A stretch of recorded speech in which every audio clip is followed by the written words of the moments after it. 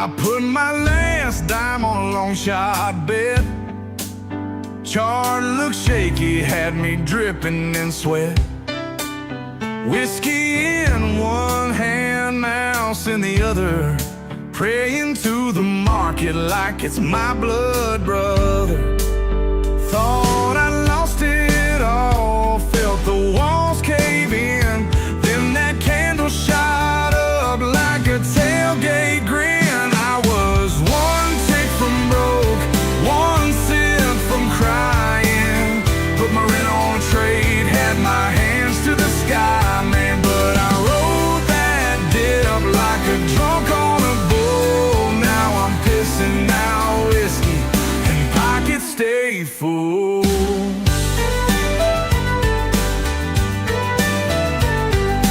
Boss called twice, said, son, where you at?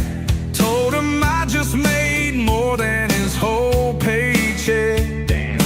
Wall Street wolves tried to take me down, but I rode that squeeze like a bull through town. Had one foot in the grave, one foot on the gas. Now I'm pouring out shots, screaming, kiss my ass. I was one tick from broke, one sip from crying. Put my rent on a trade, had my hands to the sky, man. But I rode that dip like a drunk on a bull. Now I'm pissing out whiskey and pockets stay full. Bet against me, man, that's just cute. I cash out winners while you chase a dispute.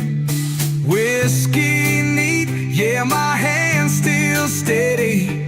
Market's looking wild, but my sales already.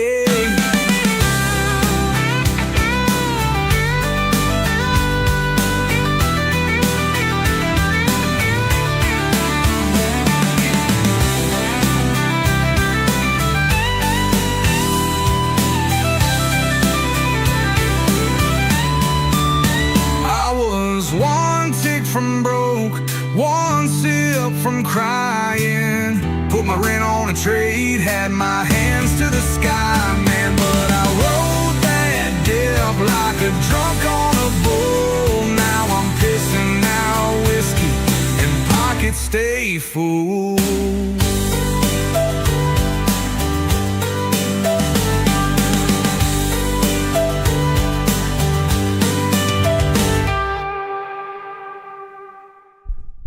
Oh, brother, oh, brother, oh, brother.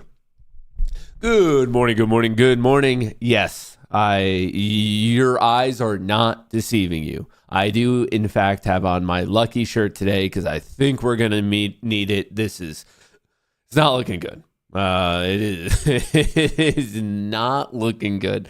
Not only did we close below major support yesterday, then we got an update from really NVIDIA that basically said, hey, they're not allowed to sell their fancy smancy chips to China anymore. And then we got some things are going to be tariffed over 200%. And Jerome Powell speaking today, and it's just not going well. It's not. Someone said bullish in chat. I don't know what you're looking at. My assumption is you're looking at your charts upside down. There's not much bullishness to be found. Not much bullishness to be found. I mean, we're at some things from China, not everything, but some things are now up at 245% tariff. At this point, we're just making it up. We're just ripping it. But once, 245. Just to be clear, that's not on everything. That's on certain products. And there's like this whole tranche tier system to it. And it's just crazy. Some things are subject now up to a 245% tariff. And that's on top of this NVIDIA news. And we know that, dude, it's going to be a day. It's going to be a day, dude. Dude. I guess this is what we do it for. I guess you are bullish. No, I'm not. No, I'm not. Not in the short term. Jesus, I don't know. What do you possibly see going on right now that could be bullish in the short term? good retail sales.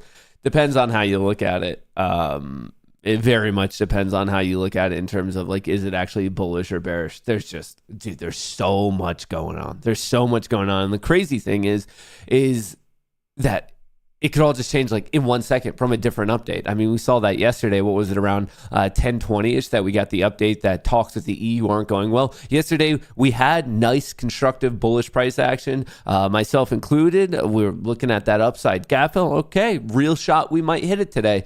And then 10:17, we get an update from the EU trade representative that the talks are not going well. And the market just puked, and then they really couldn't recover pretty much all day. I mean, this is just, what wild times. What wild times we live in. It's just nuts. All right, let me show you actually like what's going on right here.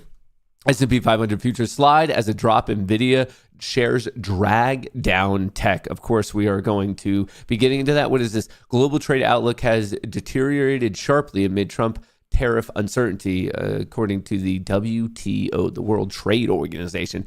Here's the look in pre-market trading. So yeah, we had somewhat of a decent day opening, I should say, the first 30 minutes yesterday, and then right around 10:17 is when we got that update. Market started to puke, try to rebound a little bit, as you can tell, kind of lost it into close, and then right around, it was around 5:30, 6 p.m. that we got this update about NVIDIA. You can see this very, very large drop in NVIDIA, and basically relates to their very high-end desirable chip that NVIDIA creates. They're effectively banned from selling it to China, who was obviously a big consumer of it. So NVIDIA got smashed. And then ASML, which is the machine designer for this space, they reported this morning, and it did not go so well. So, and then on top of that, we gave up a very important level. 5,400 was massive support when you're looking at the options market, of looking at all the key open interest levels. And as you could see, we closed a hair below it yesterday. And then obviously right now in pre-market trading, we are, hang on, let me see like what the spot price is roughly,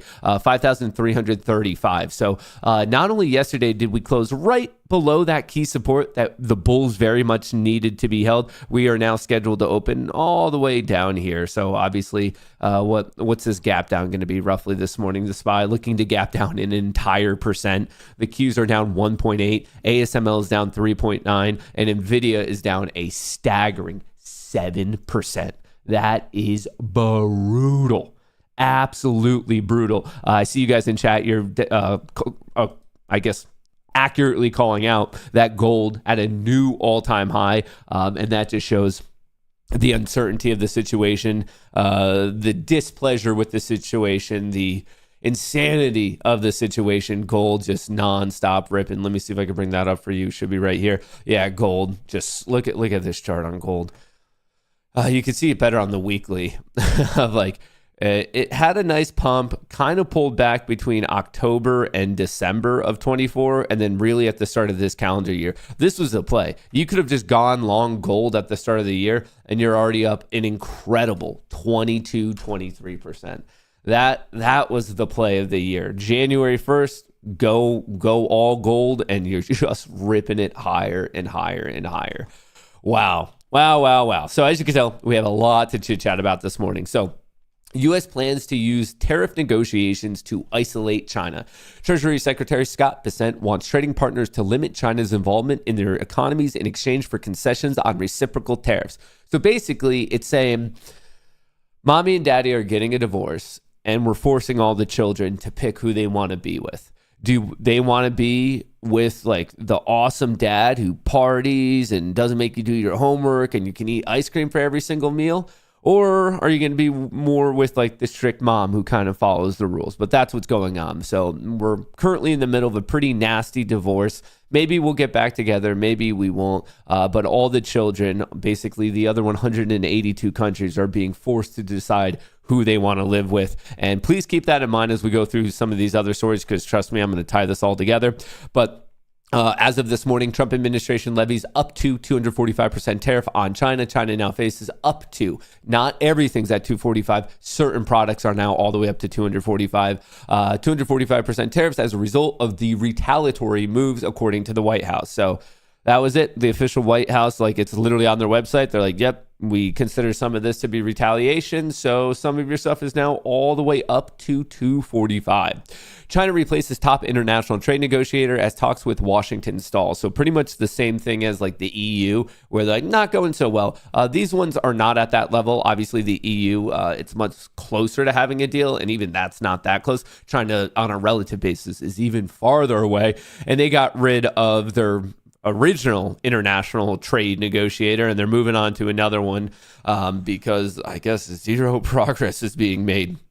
China says they are open to discussions if President Trump shows respect and wants the U.S. Talks to address Taiwan. So basically, they're that living meme of like, put some damn respect in my name. And that's where we're at. So we have both sides saying they are willing to talk. Like, through the various channels and the administrations and their teams for weeks now, we've been hearing we're open to talk, and both sides are saying that, and yet they're not talking. And now China's at the point where I guess they want respect, and they're also pulling in this Taiwan thing. So it's tense. It's a tense vibe out there. It is a tense vibe out there. China canceling Boeing contracts. Dude, you are so late in the news cycle. That was yesterday. We're on an entire, like, and I'm not even saying that facetiously. I'm not saying that jokingly. Do you know how much other news is like right now? We live in such a high octane environment that if you're a day behind like that, you're completely missing it.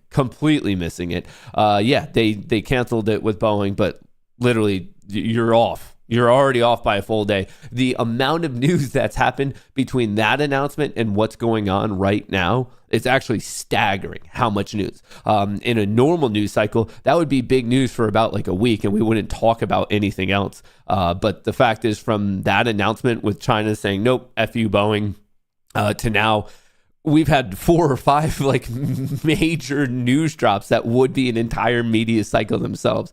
It's just absolutely nuts.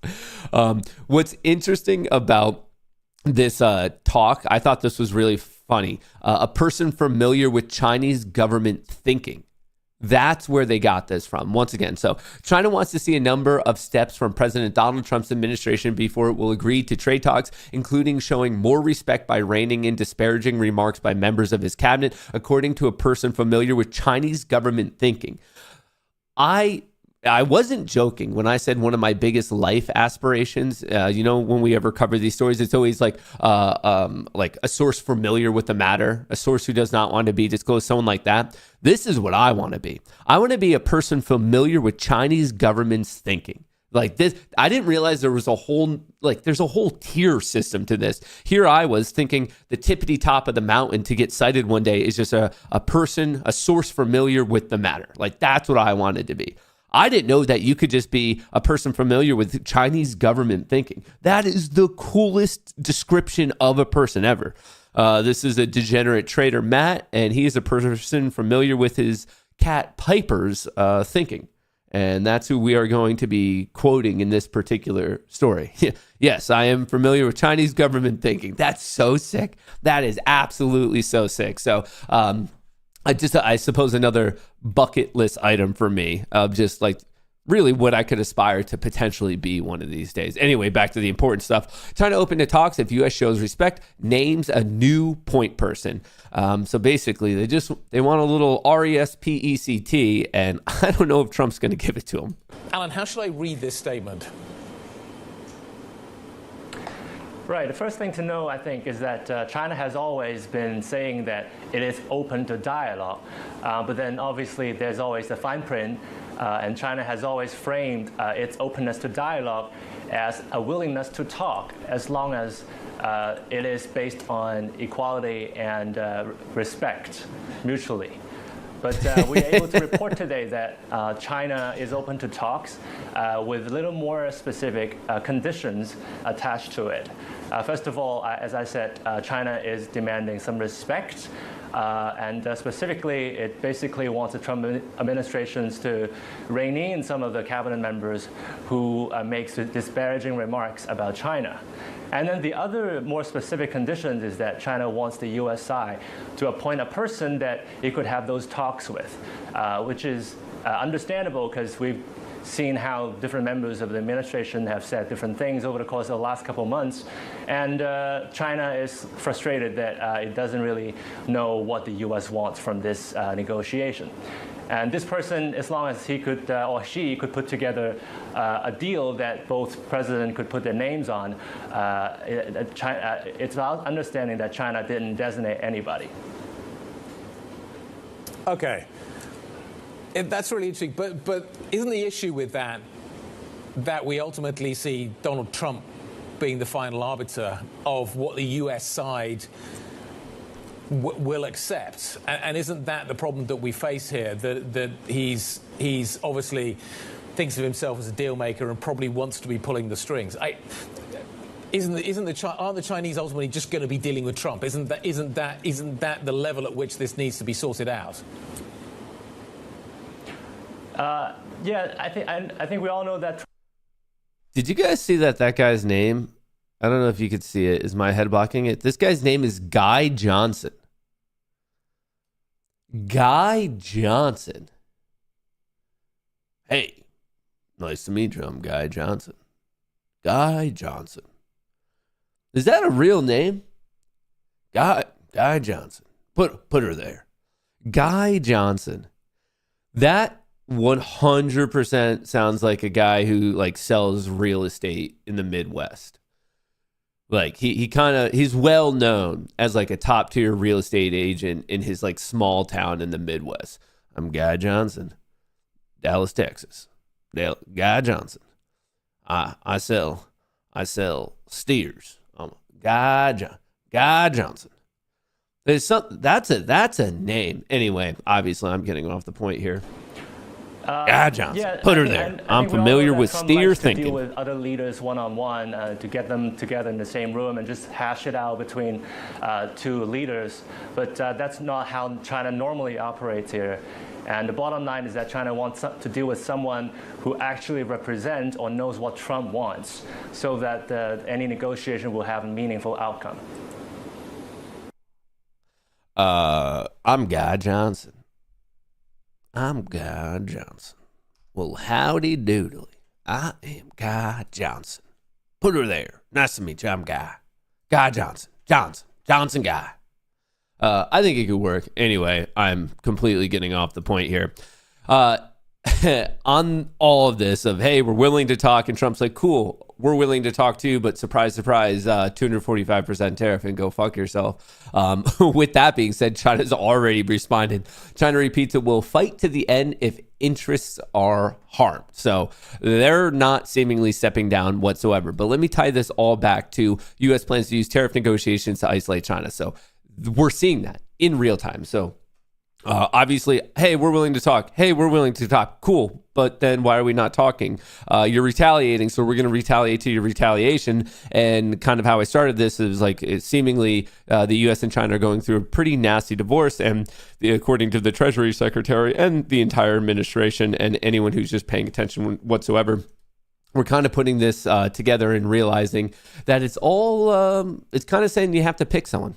Like you're going to be either with the U.S. or you're going to be with China, and we're already seeing people pick. Japan's government pension fund says it has switched its foreign equities investment benchmark to exclude domestic Chinese shares. So I know this is small. We're just talking about one country, and we're talking about one aspect or one decision from one country. But I think this is actually very telling in what the larger grand picture is here, or at least the influence of it. Man, I really should take those allergy pills. I just kind of refuse to, because like I assume my body should just toughen up eventually. But anyway, I know this is small, but I think it's interesting. And well, to me, it's interesting for various reasons. But I think we're going to see more and more of this, of people, other countries, other governments kind of having to pick. And I think we're going to see more updates like this, where in a one way, it's either a slight to the US or it's a slight to China. And it's kind of just bringing more stuff to the negotiation table. The way things are setting up, I think more people are going to end up picking the US, because that's what happens when you are a large trade partner with so many other people, when you are the military for so many other governments. So I think it's going to keep going this way, which will most likely add more pressure onto China. But this is beyond a back alley bare knuckle fight. This is getting absolutely brutal. Japan is coming in today to negotiate tariffs, the cost of military support. I will attend the meeting along with Treasury and Commerce Secretary. So that was announced this morning. So we're probably going to get some update from this today. Maybe we get it in the White House briefing. Maybe just Trump's firing it off on Truth Social. But maybe something related to Japan. And I wouldn't be surprised if in one way or another, it also relates back to China. So that's like the hot tariff news of the day. But what's crazy is by like 10 or 11, there might be a whole new piece of news that's going to trump all of this news from Trump himself. So I don't know. Stay frosty out there. This is just an absolutely absurd environment.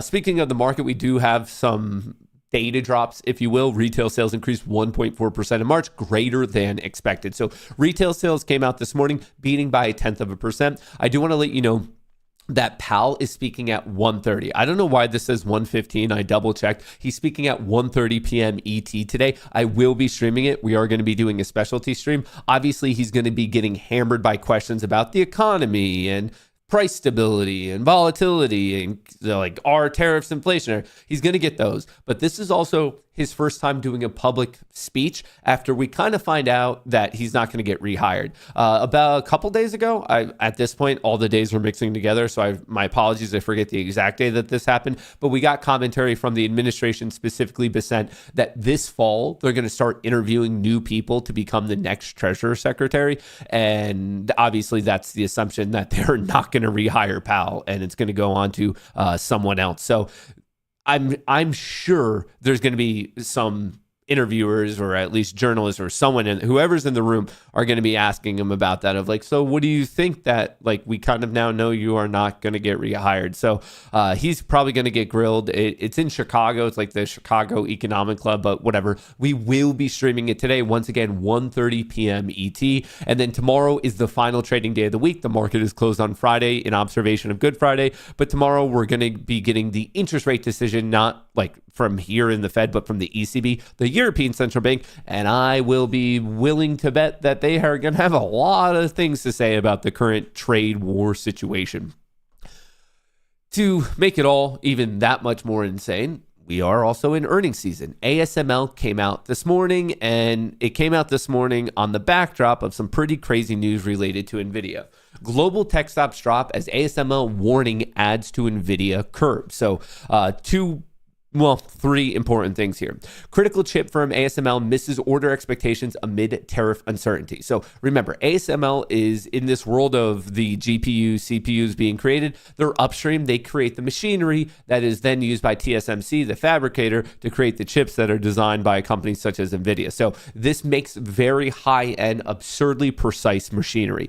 They came out and said, okay, our earnings not so good. And that all happened after we got this absurd update around 5:15, 5:30 last night. US government bans NVIDIA from selling the H20 chips to China. That's exactly why early this morning, everything's red, and NVIDIA specifically red down 7%. ASML is now down 5%. Semiconductors, remember how I've been telling you, okay, like ASML, TSMC, and Netflix, we're going to get an idea of what's going on with tech. Well, based on the recent news and also the earnings, not so good. Not so good whatsoever. We will be hearing from TSMC tomorrow. That's going to be another influential one. And then obviously Netflix after the market closes on Thursday. So pay attention to TSMC. Pay attention to this news. Absolutely wild. NVIDIA says it will record $5.5 billion charge tied to the H20 processors exported to China.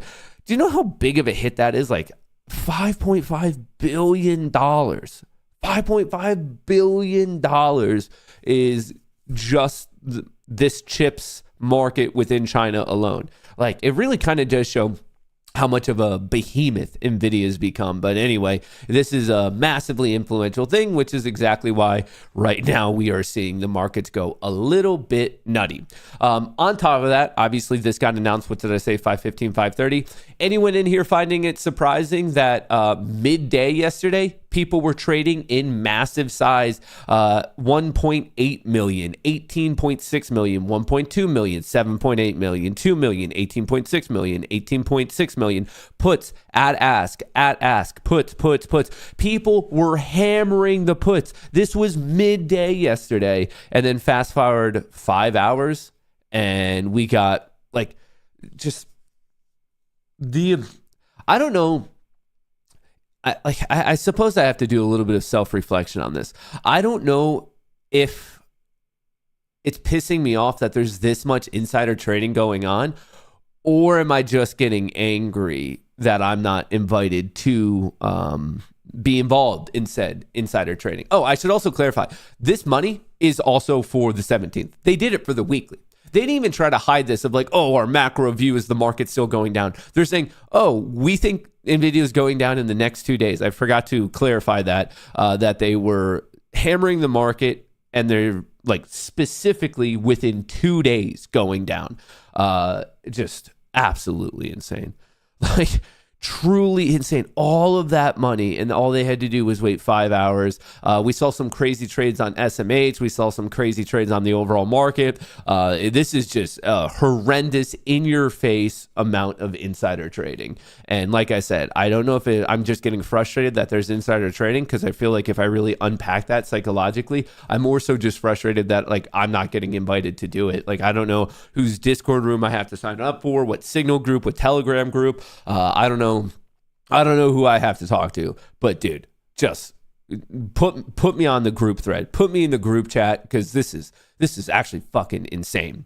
Also, on top of all this, semiconductor, so TSMC, remember we're hearing them from tomorrow, to raise the U.S. fab prices by 30%. So they're saying, hey, the labor cost is way more, so it's going to be going up. Weird little side story, I just wanted to share it with you. OpenAI considering its own social network to compete with Elon Musk's X.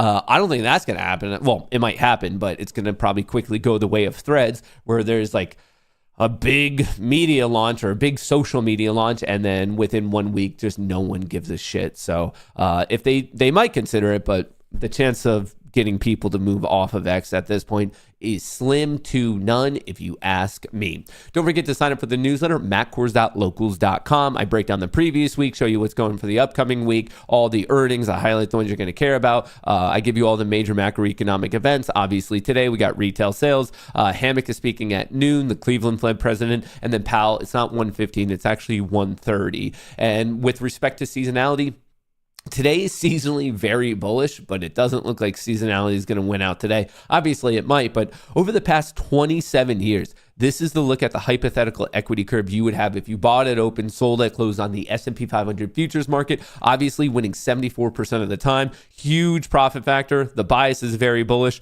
but obviously over the past 27 years, it hasn't been as if we've been arguing about a trade war every single time. So, honestly, at this point, I don't even know if you could viably use seasonality when we just have such a news-driven type of environment. So just wanted to share that with you. Remember, these newsletters are free. You've never had to pay for it. You never have or gonna have to pay for it. Pinned to the top of chat in the description of the video. And then let's bring it back to the market.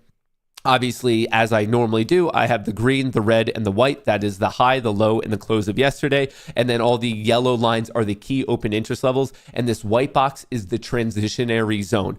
So I would say in between 5425 and 5350, it's tough to know who's winning. This is where both the delta and the gamma on the 0DT are going to be transitioning. So above it is bullish, below it is bearish. Obviously, as of right now, we are definitely scheduled to open below it. So I would say we are opening up with clear bearish control because we're slated. Spot price is roughly where my cursor is. So we are, in fact, opening up in the bearish zone. So obviously, I'll be watching 5320. That's a key open interest level. And then 5300. If need be, if the market gets really bad today, I could start to find the other levels. I just didn't want to make this chart look so insane. But if we start to push and get back into the transition zone, obviously 5,400 is a pretty important one. And then the breakout of 5425. So this would be the bull case up here. This would be the bear case down here. Obviously, we have the technicals of the high, the low, and the close of the previous day. And then we have the key open interest levels and the key transitional zones. And with this, I love to pair it with a shout out actually to today's stream partner. I'm talking about Edgeful, which for some reason is not showing up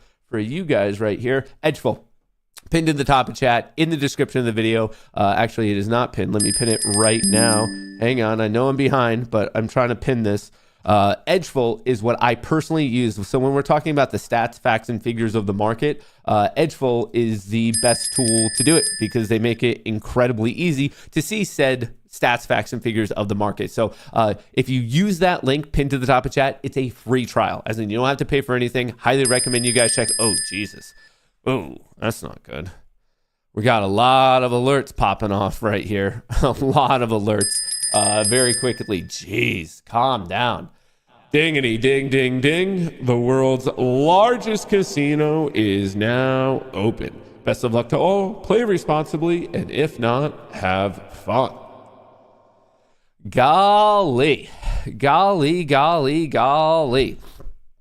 So remember, right now at 9:30, volatility is expiring. This is today, Wednesday, the 16th, is VIX expiration day. They expire at 9:30, right when the market opens. So don't be surprised if we have some craziness right at market open because of said vol expiration. And on top of it, I wouldn't be surprised if we have maybe some profit taken, something like that. But here's a look at the Mag 7 right out of the gate. Here's a look at the SPY right out of the gate. It's a little bit too early to really see any evident trends, but I'm expecting, not only because of the news, but also because of the expiration, putting those two things together, a bit of frothiness. So while that is happening, we could talk about some of those interesting stats, facts, and figures. And one of the easiest trades that you guys could do, not every single day, but most days, is right here. The previous day's range. Once again, this is just one report from Edgeful. They have many reports. I highly recommend you check it out. It's not going to cost you a thing. It is free. It's pinned to the top of chat. It's in the description of the video. It's a free trial. So everything I'm about to show you, you can get for free. Obviously, I'm using it on the SPY and I'm looking at the last 2 years worth of data, but you could change the time frame and you could also change the underlying. But what's here, what I find here, and we're in this category because obviously we are below yesterday's low. Obviously, the opposite would be true if we went above the high, but just to show you for this particular report right here, the previous day's low broken. That happens about half the time, 46% of the time. That happens to be the bucket we're in today because obviously we opened up below the low, so that would count as a break. So now we have to look here. Low broken and closing green. That only happens 25% of the time, as in we broke the low. The chance of us now closing above this close, the 5396, is literally only 25%, as in there's a 75% chance that we are going to close below this value. So right here, once again, low broken and you close red. Remember, closing green or red is based off the previous day's closing value. So we already broke the low right here. So 25% chance we close up here, 75% chance we close down here. So how could you use that? Well, there's a couple ways you could use it. Right out of the gate, if you want, you could sell calls. You could do a call credit spread and basically say, yep, I bet it's going to be below 5,396. So you'd probably target 5,400. And that is a good option trade. Another way you could do it is that at some point trading today, we bounce all the way up here, especially if we get in this territory. Well, we know there's still a 75% chance that we're going to close somewhere down here. So you could have a little bit of like a mean reversion trade type of a setup. From there, well, actually, you could start to pair these together and do other ones. So right here, I'm on the previous day's range, but you could also pair it with something like a gap fill where you're like, okay, what are the chances right here? We just gap down. The chance of getting this fill, 53%. So about a 50-50 shot. So my point is that these are some of my personal favorite reports here. I like to use the opening range breakout, the gap fill, seasonality, the previous day's range, the previous week's range, and I'm always looking at the SPY and the Qs. But the point here is that there are a gazillion different reports you could look at, and right there, as quickly as I'm just clicking around and wanting to know the stats of a particular situation, it's just that easy. So highly recommend it because I find within the retail trading space, there's many traders who don't even know any stats of what they're doing. They're literally just guessing. They're like, yeah, no, I feel like I'm going to buy. I feel like I'm going to sell. And they have like this gut feeling that is backed by nothing. They saw one random video of a guy talking about one random technical setup, one random EMA, and they think that's a trading strategy. And obviously it's not when 95% of retail traders end up losing money. For you to be successful in this game, you have to have some sort of edge. You have to have something going on where you like actually have like a feasible chance of making money. If you're literally just ripping it and you're like, no, I'm just feeling bullish, I'm just feeling bearish, and you don't know the odds, what are you doing this for? It's only going to be a matter of time before you just blow the fuck out of your account. So you have to give yourself at least a fighting shot. So whether it's something like Edgeful, which I highly recommend, or something similar, you gotta take it a little bit more seriously. So once again, I think Edgeful is a great place for everyone to get started, and it's going to cost you nothing. There's a free trial pinned to the top of chat in the description of the video, and we're going to be able to, here, I'll go to what's in play just to see what's actually playing out. We have all these gaps, the Orbo. It monitors it for you in real time, which I think is actually the coolest thing. Let's go to here. Yeah, right here. The gap, not filled yet, not filled yet. Orbo, we're still waiting for that to be created. And like, it gives you the real-time cards, which I think is a pretty cool add-on. But anyway, check it out. It's not going to cost you anything. Free trial, pinned to the top of chat. All right. What do we have going on? What do we have? We are 5 minutes into the day. Let me show you the flow thus far. We have the Mag 7 trending down, not a hardcore trend down, but definitely lower highs and lower lows in the overall delta flow. Looking at the S&P 500, a little bit of funkiness right at market open. Once again, that is because of the VIX expiration, most likely, and also the gap down and just overall craziness. So not too surprising to see a little bit of funkiness right at market open. The 0DT has not really been trending, and then the all expiration actually trending up a little bit, which is, I guess, a bit surprising to me. Overall, we saw that pop minute 1, and then really since minute 2, minute 3, we've kind of gone nowhere. NVIDIA is down 5.5%, ASML is down 5.5%. MicroStrategy is actually the only green thing on my watch list right now, up about 0.2. VIX is up, to no one's surprise. Bitcoin's trying to hold at 84. Really, the only strong green thing right now is probably gold. So let's just wait. Let's wait for some of this data to come to us. Let's see if we're going to actually get this upside gap filled. We are back in this transitionary zone. So right here, don't be surprised if we get rejected. 5350, it's the start of the transition zone. It also happens to be a key open interest level. So don't be surprised if we have a bit of a fight here. But if we start to trend, obviously I'd be looking for a trend up to 5386, which was yesterday's low. That would be the upside gap fill on the daily chart. You could probably see it better right here. Once again, the upside gap fill, like there's a literal gap in the chart between today's high and yesterday's low. There's this literal gap. That's why it's called a gap fill, because you're looking for price to trade all the way up to fill it. So right now, that on the SPY, it would be to 53681. Feel free to look at your own chart, write it down. On SPX, it would be to 5386.44. But once again, today's where we opened and today's high has not crossed yesterday's low, creating a literal gap in the chart. These plays are very popular for a reason, because there's a high statistical chance that it gets filled.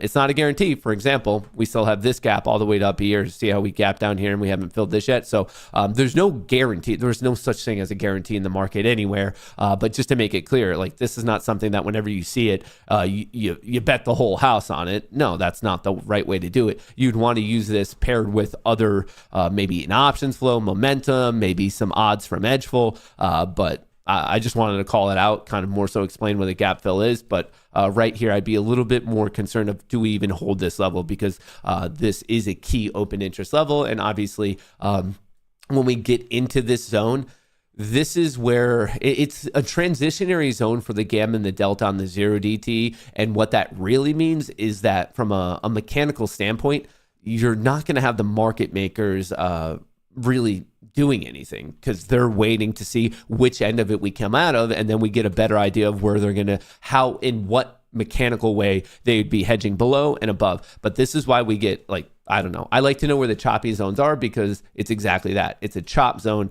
where generally, if you're engaging in it, there's a better chance than not of just some weird ranges, some weird whipsaw. I find that it's easier to know which side you're on, because then you could better predict how the market makers are going to be hedging out their own books, which gives you an idea of really just price and where it could go, and is it supportive, is it not, that type of a thing. But once again, I don't even know if we're going to get into it because we overshot it. We're at this level. I wouldn't be surprised if we're going to get rejected right here and then come back to kind of this opening low. So let's take a look at flow. I see the SPY starting to come back down.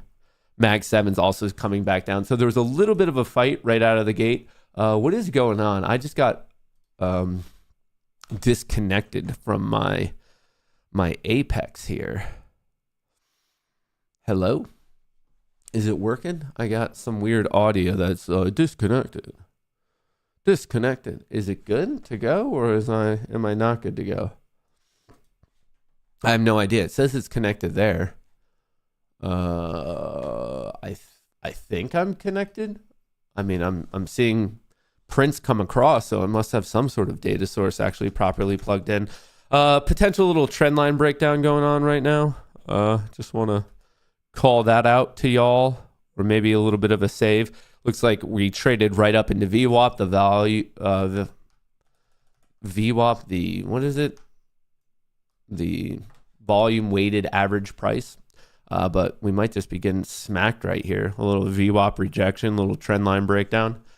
Just be careful. I'm expecting more insanity today than we even had yesterday, and we had quite a bit of insanity yesterday. Options were trending up until about 9:37. Obviously, now a change. And on the Mag 7, it's been kind of weak this entire time. So we're seeing options flow starting to puke a little bit.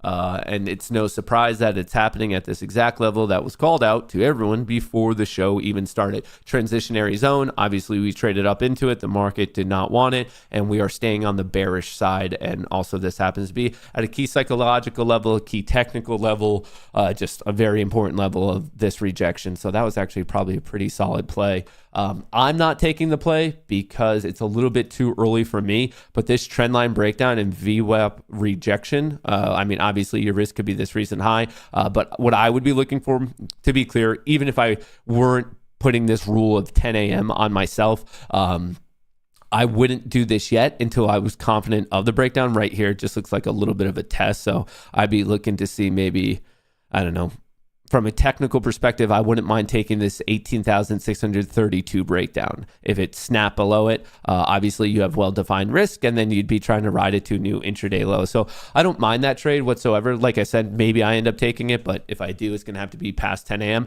I'm just trying to be a little bit more disciplined with what I'm doing, with what I'm not doing, especially in such an insane environment. So trying to just remind myself that you don't have to trade every day, especially when there's no edge, when there's nothing favoring you. Oh, we saved ourselves a little bit. Did options flow just turn? It must have. No, the SPY is still looking pretty bad. The Mag 7 turned around, but overall we're still trending down. Be careful about chasing this to the upside. I mean, at the moment, the options flow does not agree with this pop right here. I see we popped a little, but I would be particularly hesitant to be chasing this one because the options flow is not supporting it. If it were supporting it, that'd be a different story, because obviously you could risk this recent low and you could play to the upside. But I personally, I mean, hey, I'm not your mom. You can do what you want. It's your money. But I'm just letting you guys know that the options market is not agreeing with that pop. And it, if anything, seems like a little bit of a fake out. But hey, that's just one man's opinion. That is just my opinion. Just my opinion. And look at that. It's already getting faded. Don't say I never did anything for you, because I know I saved at least one person in here from chasing this little fake out breakout. Just how did we know it was a fake out breakout? Once again, options flow did not agree with it. The options market was telling us it was a bunch of baloney. So I hope I saved at least one person from trying to take that long trade just right there at 942. Maybe I didn't save someone. Maybe you didn't believe me and you took it anyway. And now you're feeling a little bit silly, and maybe you'll believe me a little bit more next time. I can't do boats. What in the world are you guys talking about? I feel like over here on Rumble, you guys talk about everything that is just not the market. And the only one that like stays on topic is Profit. He's dialed in, he's getting the data, he's ripping some trades, he's making some money. And then we have other people talking about a cruise. What? We were talking about how you have 20K viewers. Retard. Well, that's hurtful. What are you talking? I'm reading it. You're talking about a cruise, dude. Jesus. Well, things are going to get a little bit spicy today. I want to remind you, yes, we got retail sales at 8:30. They came in slightly better than expected, but that is not the news dominating today. The news dominating today is the whole, I guess, new level of tensions between the U.S. and China. I would say that we are ratcheting it up to another level. Both sides are continually saying that, yeah, we want to chat. We want to chat. We're open to talking. China is specifically saying you have to be a little bit more respectful because you've been hurting our feelings lately. So maybe they start to talk. Maybe they don't. On top of it, it doesn't seem like they're that close because Trump literally announced some products are going to now have a 245% tariff from China. Last night, we got the update that NVIDIA is not allowed to sell their H200 chips. So that's going to be about a $5 to $6 billion hit to NVIDIA. That's why NVIDIA is down a pretty sizable 5.5%. Broadcom's down 3%. Tesla's down 2%. Palantir's down 2%. Palantir had a great day yesterday. So did Netflix, actually. That's a lot of red. Apple's down. Microsoft. Everything's just bleeding right now. Everything's getting smoked. ASML reported this morning they missed their numbers, and they were basically blaming tariff uncertainty. Obviously, NVIDIA's down. SPY pop, Q's pop. We are getting rejected right at the zone called out to all you guys. This zone, I just want to be clear. This isn't some Harry Potter level magic. This isn't anything like that. This is literally just having a basic understanding of the options market and understanding where the delta and the gamma readings are going to be in flux. And on the 0 DTE contract, this is the zone that they're in flux. Obviously, it's a very large zone, but that's just what the options market is today, especially because vol is so high and the expected range is so high. But honestly, anyone can do this. You're just looking at like literally the delta notional, the gamma notional, you're understanding where it's going from positive to negative, and then having an understanding of, okay, yeah, market makers have to react differently to that. So right here, we pop right up into it and we try to go. Nope, tries to go. I try to save anyone going long at 942 saying it was a fake out. How did I know it was a fake out? Because the options market's been diving this entire time. The entire time the options market is diving, which basically means, okay, price is going one way, but that doesn't make sense because options aren't actually like agreeing with it. And then surprise, surprise, it was a fake out the very next minute we hit. And as of now, it looks like we are going, it seems like we're targeting the intraday low. And we do have the 15-minute Orbo. Now that we've traded 15 minutes in the day, we have the high and the low of the first 15-minute bar, and we are going for that. It looks like that Orbo is going to break to the downside. Remember, there's roughly a 50-50 shot of breaking both sides of the Orbo on the 15-minute. Obviously, the larger the time frame, the chance of breaking both starts to deteriorate. But let's see, are we actually going to break out? Technically, the SPY nor the Qs have actually broken up or down today, but let's see, things are getting a little bit tense. Once again, if you were just joining right now, very important reminder that at 1:30 Eastern today, 1:30 Eastern, we just got that breakdown. Jerome Powell, the chairman of the Fed, will be speaking, I believe, at the Chicago Economic Club, and he's going to get grilled with questions, and I would not be surprised in the slightest if his commentary is moving the market this afternoon. There's also, I believe, a bond auction at 1 p.m., and then that's all setting us up for tomorrow, where we're getting the ECB, the European Central Bank's interest rate decision, and then from there, it's kind of a weird week because the market's going to be closed on Friday in observation of Good Friday. So the SPY just broke down the 15-minute Orbo. We're getting a little bit of a pop right now. Why are we getting a pop? Mag 7 options flow still looks horrible. We are seeing both call and the put delta dropping. Both the call and the put side just down and down and down. Looking at the SPY, same thing. Call and put delta is just dropping. Just dropping. So let's see if how much of a bounce this really has. If it's a weak bounce, something's going on. Is there any news? We're getting a little bit of a pop. Am I missing something? No, that is for crude oil. The BOC, the Bank of Canada, analyzed G1 GDP seen at 1.8% versus 2% in January. Okay, that shouldn't really, the Bank of Canada Monetary Policy Report does not provide economic forecasts, cites uncertainty generated by U.S. tariffs. Okay, their Bank of Governor Macklem, he's talking. I don't think this announcement from Canada is going to be moving the market that much. I think something else might be going on here. 949, dude. This might be that breakdown trade because you have well-defined risk. You could play. Oh my. I like it. It's just a little too early for me. I like this trade. I really, really do. I like it so much. I really like this trade. I'm going to be mad. I'm going to be mad. All right. I'm not taking it, but I just want to announce how much I like this trade. This breakdown of 18,600, you have well-defined risk. Really, I like this trend line breakdown even more at 943, this one that flushed, and you could have been in at 645 and ridden that all the way down, easily gotten your 50 points. But no. This is the new and improved Matt. I am attempting to be more disciplined, and I think right now in this environment we do have quite a bit of craziness, and it seems like a lot of that craziness honestly could happen at any moment. So I just need to be a little bit more stringent and follow my rules. So I do like this trade here. I'm not going to be surprised if we're quickly down here and theoretically my trade would hit, but I'm not going to take it.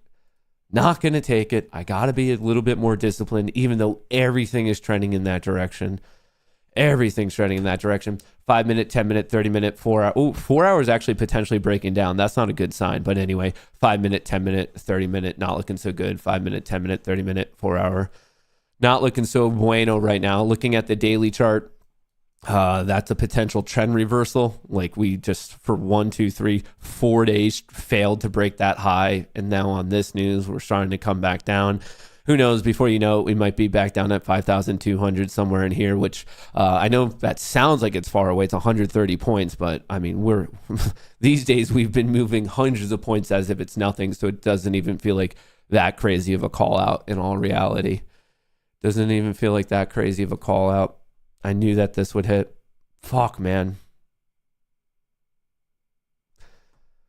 Oh, that's painful. That's painful. But it is what it is. It is what it is. I have these rules for a reason. Let's not get angry. Don't get tilted because of it. Don't get tilted because you could have already made your 20K and been done on the day. I'm better than that. I'm better than that. I'm not going to get angry. I'm not angry about it. You're angry about it. I'm not angry. You're angry. I am in no way angry that I thought it was a perfect trade and I would have already made 20 grand. I'm not angry. I'm not angry. You're angry. You're the angry one. 100%. You're the angry one. I took it, done for the day. Taz, thanks for rubbing that one in. Thank you, Taz. I'm happy that someone did well and made some money off of it. Oh, that one's gonna hurt. Yeah, that one's gonna. I took the trade and made 2.5K. Well, I'm happy all of you guys made money off of it because here I am sitting on nothing today. Zilch, nada, goose egg, zero. That's what I'm sitting on. So as happy as I am for you guys, I'm also not happy because I didn't make shit. And this is, as much as you think this is a team effort, it's a team effort after I make my money. From there, it's a team effort. But remember, you can't spell team without Matt. You can't, dude. Come on. No, dude. I could have done it. I could have done it. All right, we're at another potential support. 5,320 does have a decent amount of 0 DT open interest, so there might be a little bit of a bounce here. Just kind of paying attention. Obviously, if not, I am then looking.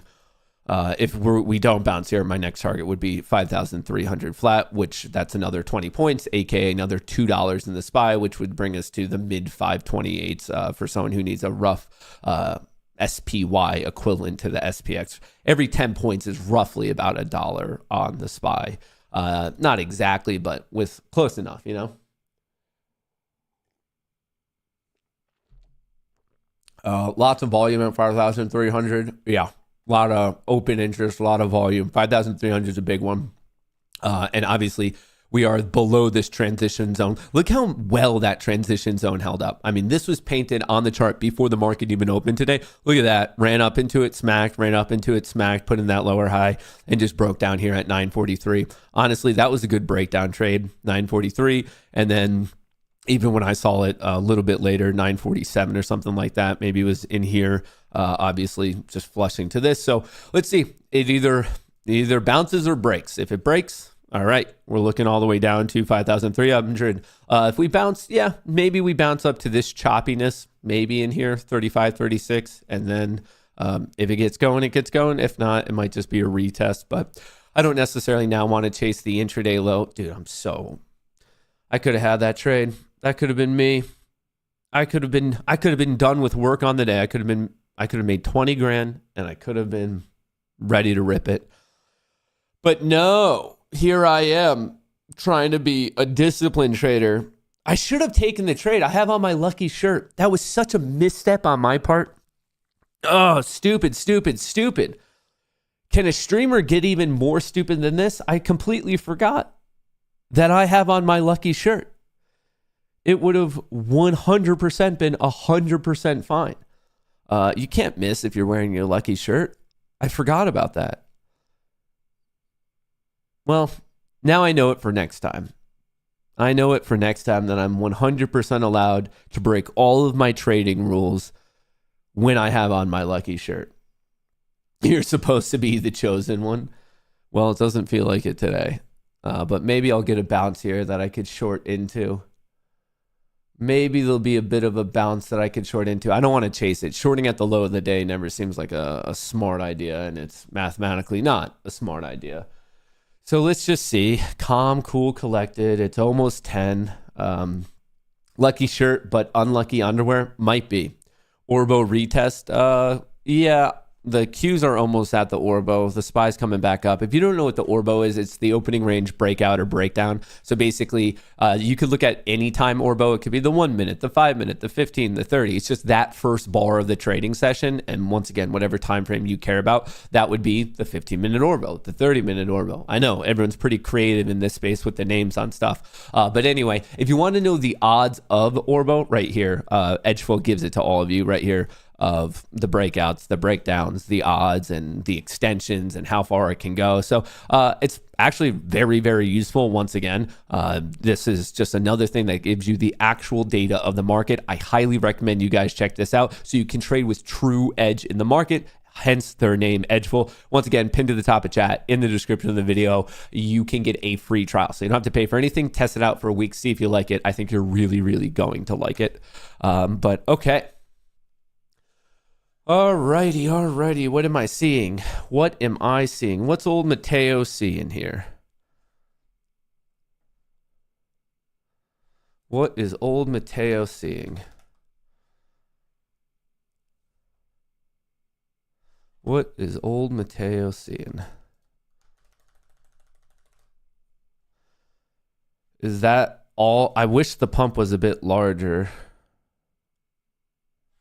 I wish the pump was a bit larger.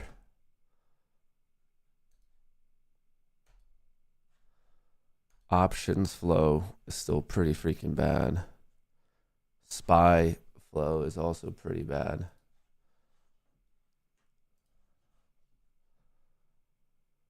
Oh, brother. Brian, can you stop spamming like you're a child? Do you still have your open call positions? No, I obviously got rid of those. And they're all posted in real time in the Discord. Brian, stop fucking spamming, dude. You're not, what are you, a child? Do you see anyone else spamming useless things like that? I never understood, like, why do people think spamming is going to get someone to respond to you? You're in reality just being kind of a rude asshole.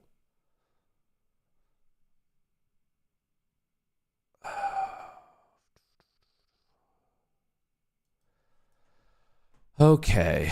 Order submitted. All right, we're letting it rip. we're letting it rip. I wish I was a little bit earlier. I was kind of hesitant in here, and in all reality, I'd practically be at my profit target if I took it. Well, I would literally have just hit it. So I wouldn't have had to wait for this weird little pop where, right, if I went short on this breakdown at 9.58, I could have ridden it to there, and then it would have been good.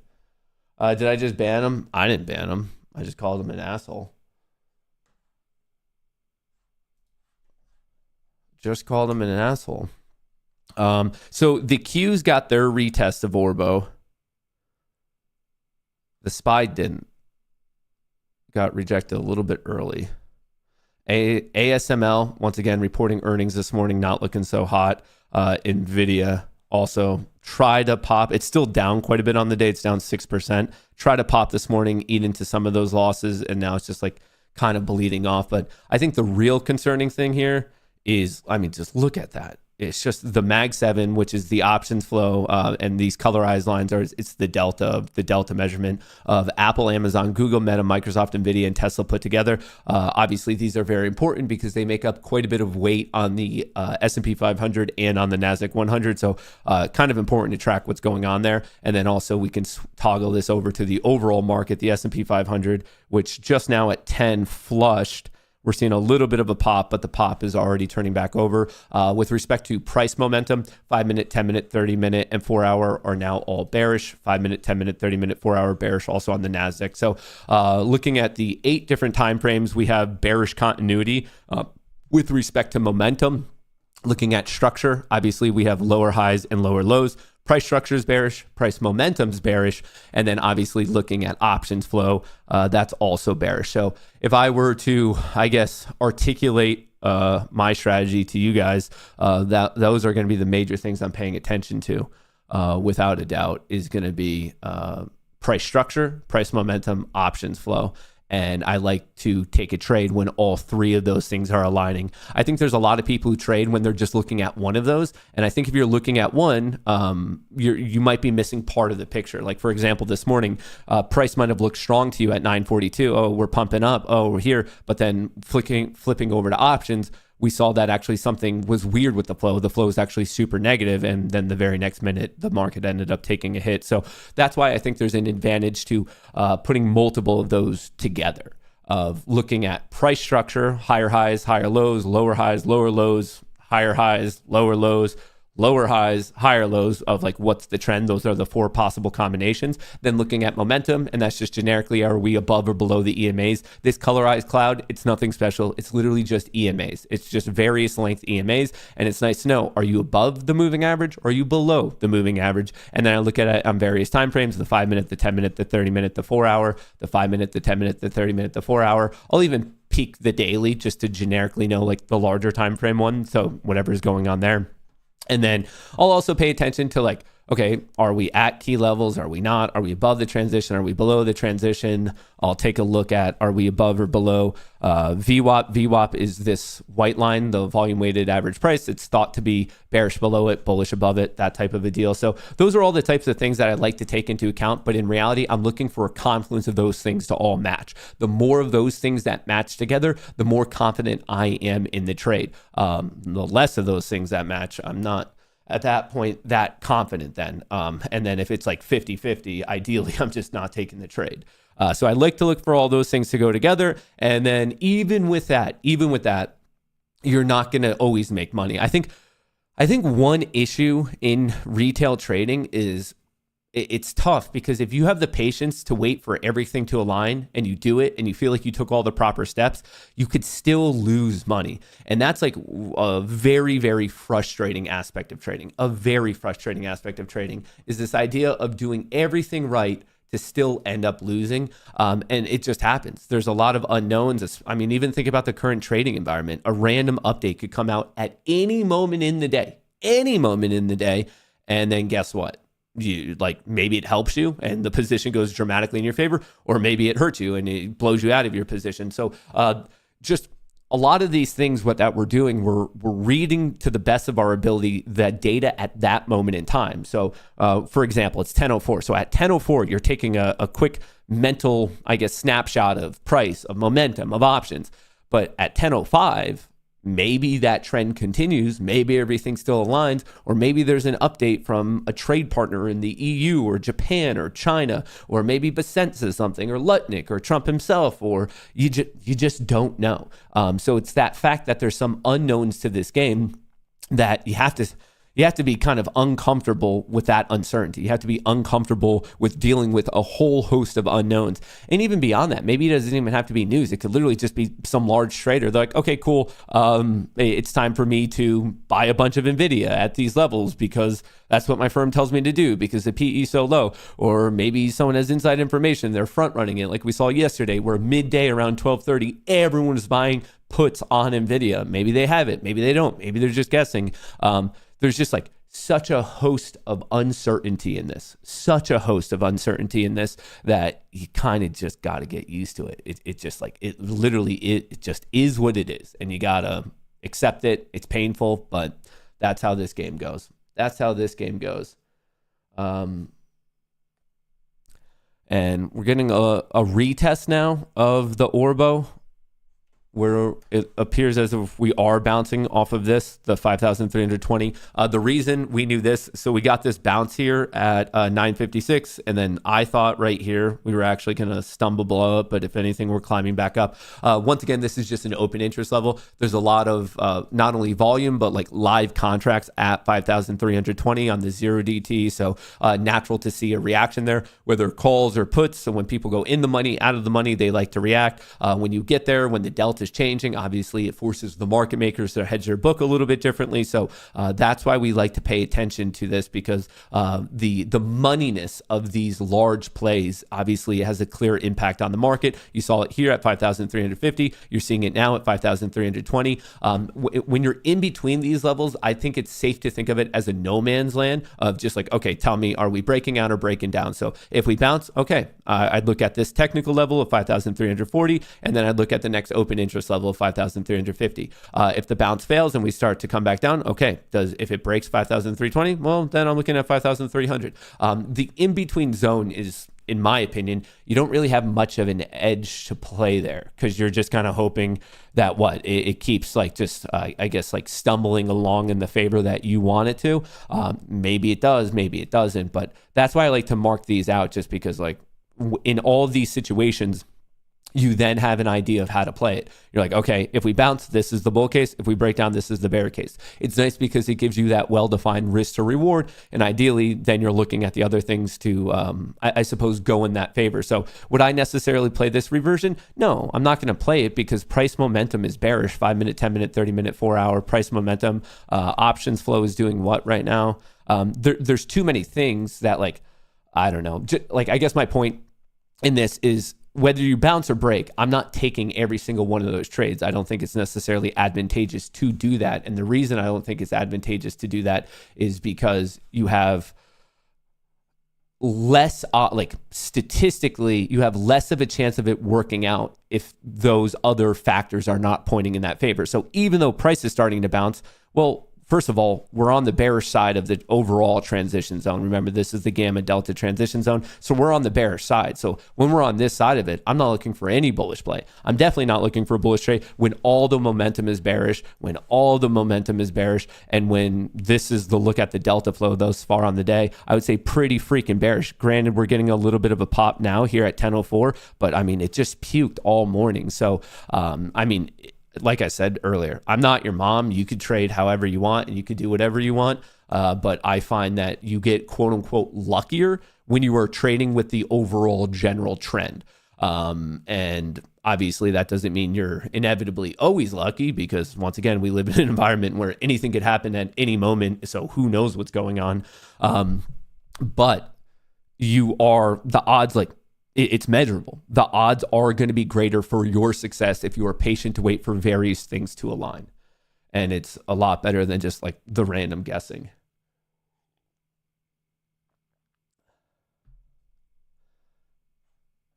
All right, we're going to see. I'm watching literally minute one low, the very first minute of the day. It looks like it's just below 449. It's also the bottom of the Orbo. See how the SPY came right back up to that? The Qs are on top.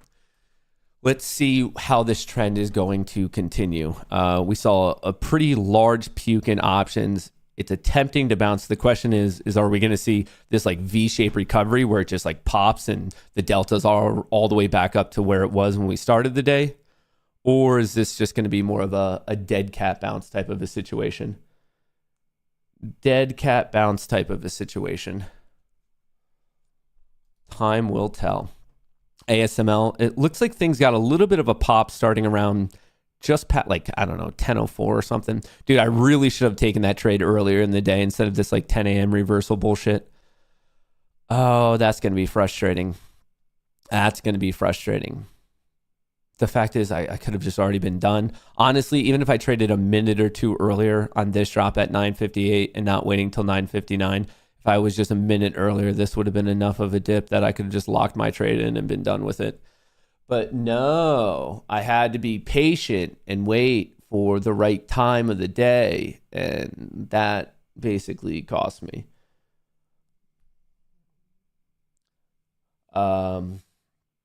Matt, you should integrate your public/Discord trades into a ticker at the bottom of the screen like Trader Live TV does. This gives me a general idea of what market is doing, knowing like short Apple. Integrate your public/Discord trades. I'm definitely not giving out my trades for free. That would be crazy. Why would I do that? If you're saying like a marquee thing on the bottom that just kind of gives you the current ticker price, I could look into that. I don't quite know where I would get it, but maybe I can find it, where it just gives you all the major tickers and the price on the day. Like we see that on all the major financial news. But if you're saying that my trade should go on the bottom, no. No. That would be kind of silly on my part. It'd be unfair to the people in the Discord. No way.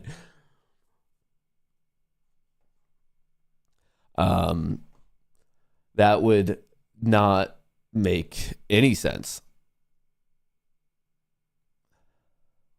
They on Trader Live TV, I don't watch them, so I'm not 100% sure, but I'm pretty sure they just do it because they're on like a stock prop account, like the kind of sim defunded, but it's for stocks, and they're just in and out really quickly. They just do little like baby little scalp trades on equity names.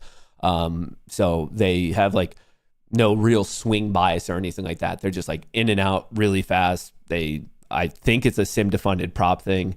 And I guess I'd have to look into it. I'm not 100% sure, but I would assume that's why they do it, because they're not like, it's not like a swing bias. I'm pretty sure that it's just exclusive scalp trading. Okay, what are we doing here? Is this starting to fail? We've kind of been nowhere since 10:06. We got a little bit of a pop at 10:04, 10:05, but it looks like we may be curling back over. Yeah, right here. It's trying to decide. We got this pop a little bit flat now. Here, maybe we can see something if we go into the 5-second. Yeah, so it got pretty bad all the way up to 10:04, and then at 10:04 we saw a bit of a pop, and more specifically, people started to take their money off the table. You could see the puts going up, so people were hitting the cash register. They're basically, you could see the blue lines are the put delta. So you saw the 0DT and the all expiration puts. Basically, those people were saying, "Thanks for the money. We'll see you later. Thank you for the money." So that makes sense. It's not like bulls are stepping in, as in the calls aren't going up. People are literally locking in their money from the puts. And they just, I guess, did that at 10 a.m. And right now, now that apparently they're done taking their money, we are seemingly returning to our normal course of action on the day. 5-minute, 10-minute, 30-minute, 4-hour are still bearish. 5-minute, 10-minute, 30-minute, 4-hour are still bearish.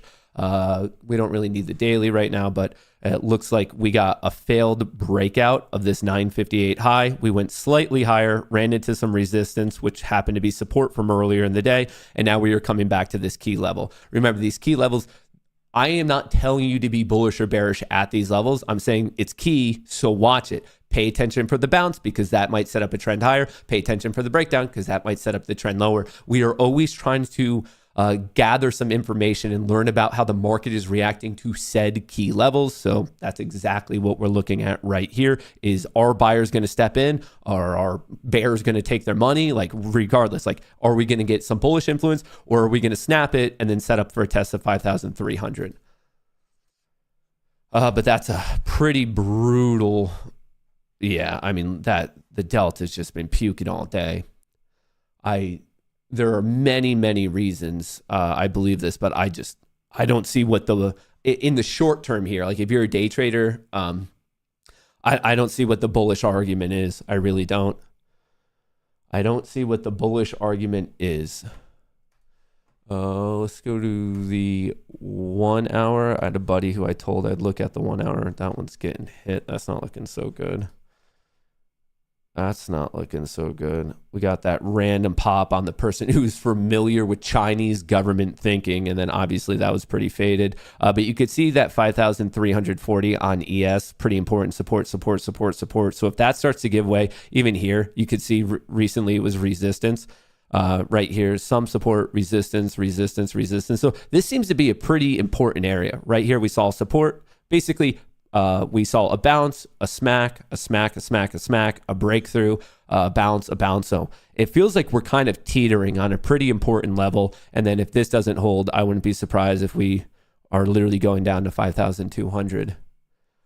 5,200 might be of interest. Oh, how is my position going? Almost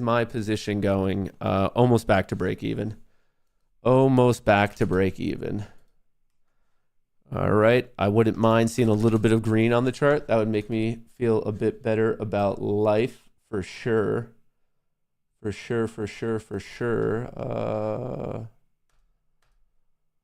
Okay. How do I want to play this? Of course, as soon as I almost get back to break even is exactly when, of course, the market gods make me pay a lesson. Come on. You can do it.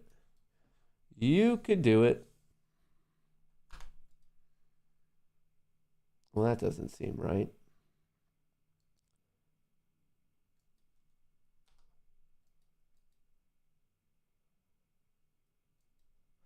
You could do it. All right. What's another thing I could look at? What's another thing we could look at here? Let me check out NDX. Whoops. I want to see what's going on. That was that crazy day. 17.8. Oh, brother. Oh, brother. Oh, brother. Oh, brother. Oh, brother. Oh, brother. How do I want to do this?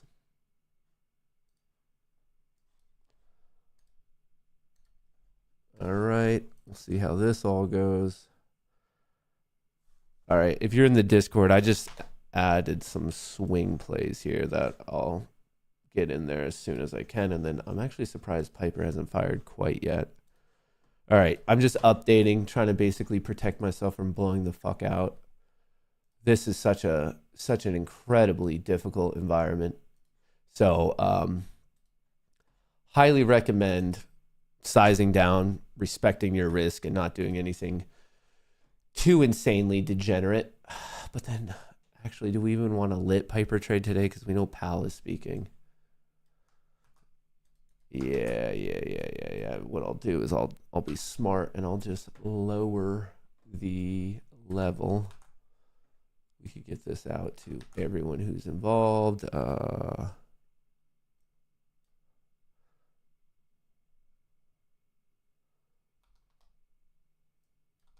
This is just craziness. Craziness wrapped inside of chaos. Absolute insanity. All right, I just want to make sure I have this all typed up right, so I'm not being a silly goose. Where am I at? Almost back to break even. We almost got it to where I wanted it to be. Well, technically I want it all the way down here, but hopefully this is not a higher low, because that would obviously screw me over with the higher low being right above even where my break even is. So I'm looking ideally for this trend line to snap. just because I would be confident that this is not a reversal. All day, we've just had lower highs and lower lows, clearly a trend down. Then starting at 10:04, whatever, we got this pop up. We took out this recent high, so a potential new high, and that means that there's a lot of importance on the next low, because is that a true trend reversal? Are you now seeing higher highs and higher lows? So I care a lot that basically this low is taken out, because that means that this whole thing was just a little bit of a fake out. So hopefully that is the proper read on the situation, but time will tell. Overall, clear trend down. It's just, are we going to be able to take out the intraday low, which for now here, I'll mark that up just so you can see exactly where it's at. On the SPY, it is at 529.65. On the Qs, it is 447.22. So right now, a little bit indecisive. Where are we bouncing? We're bouncing off the key level right here. We sold right down to it. Folks, you're going to see this a million times. But when you can identify where the big players are putting their money, where the big money is at, that's going to be the place you got to pay attention. We bounced and then, nope, a magnet right back down, but we can't break because I guess we had either enough bears taking their money or bulls stepping in. But this is why you have to identify those levels, especially with, I would argue that this was always true to know where the big money and options were, but it's becoming literally imperative at this moment just because of how much more options are being traded.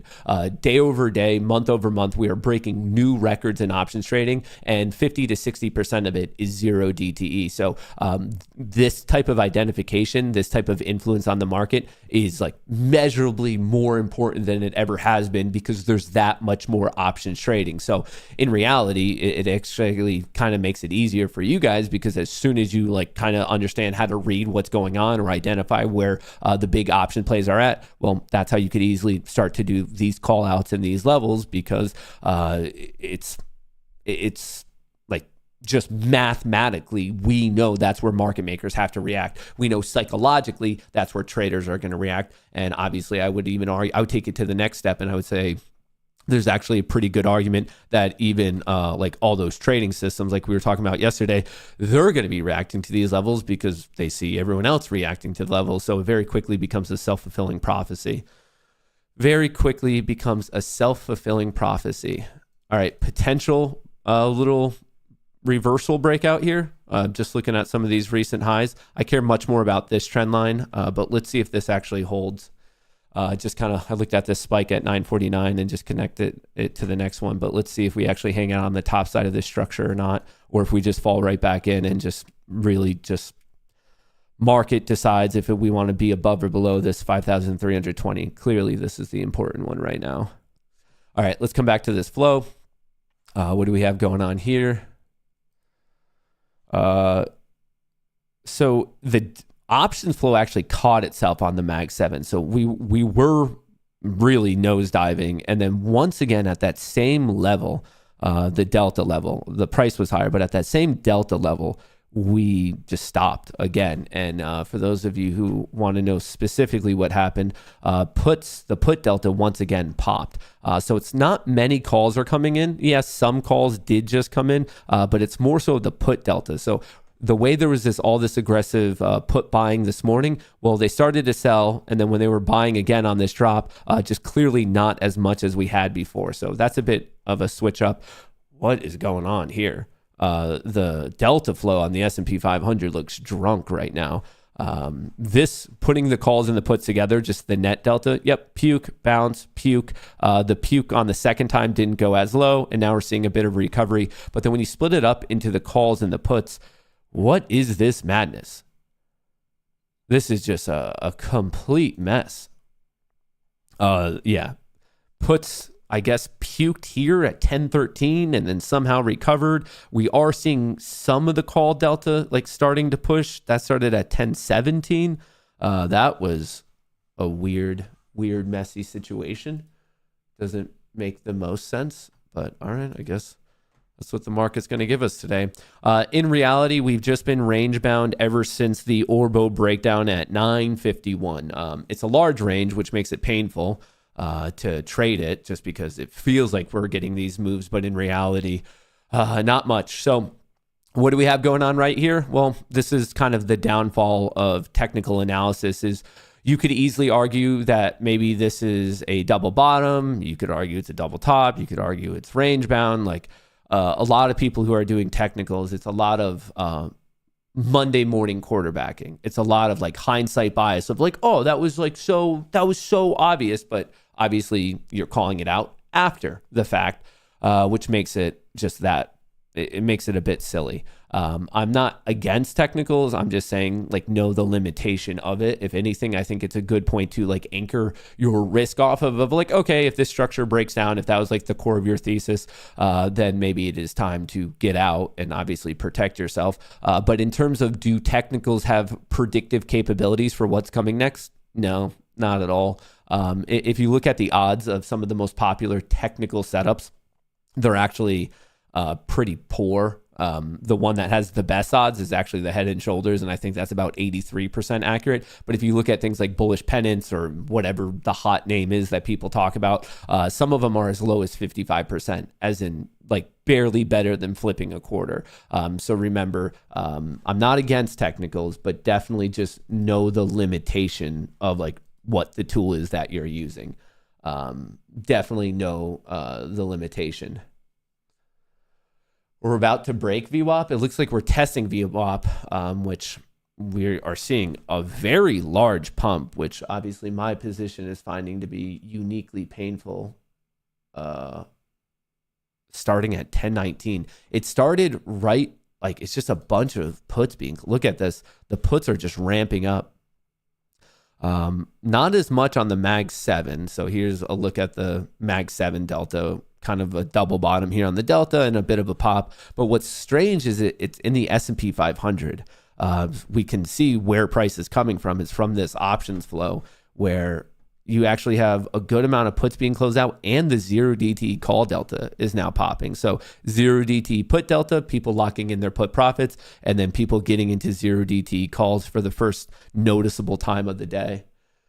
But we are also right at VWAP. Maybe it captures it, maybe it doesn't. Your guess would be as good as mine.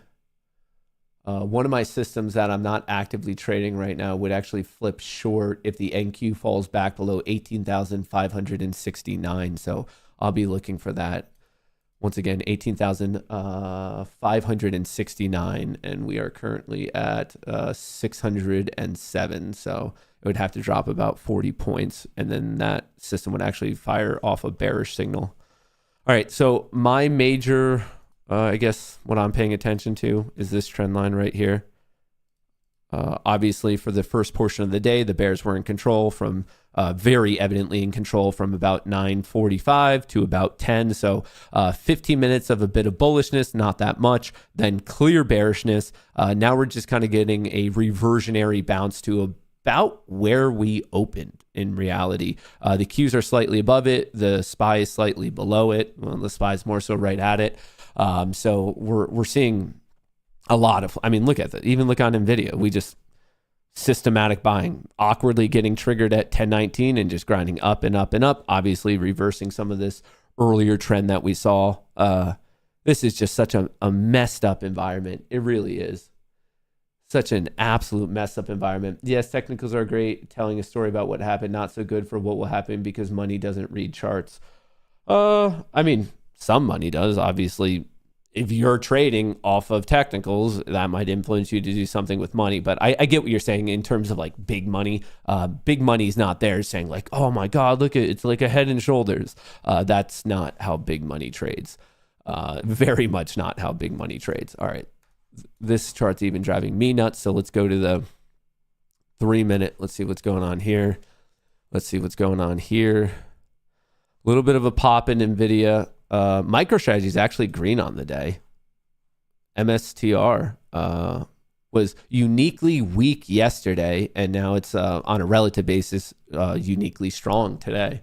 It had a pretty good opening yesterday, and then right after the opening, it just completely lost it. And then the rest of everything that I'm seemingly paying attention to is quite red. Quite red. The only other green thing is Vol's up to 30, and then Bitcoin is up 1% as well. I'm curious, this pop that we're currently experiencing, I'm very curious of like the legs it has behind it. Or is this going to just fall and snap and break this trend line? So this is what I'm watching on top of these key levels.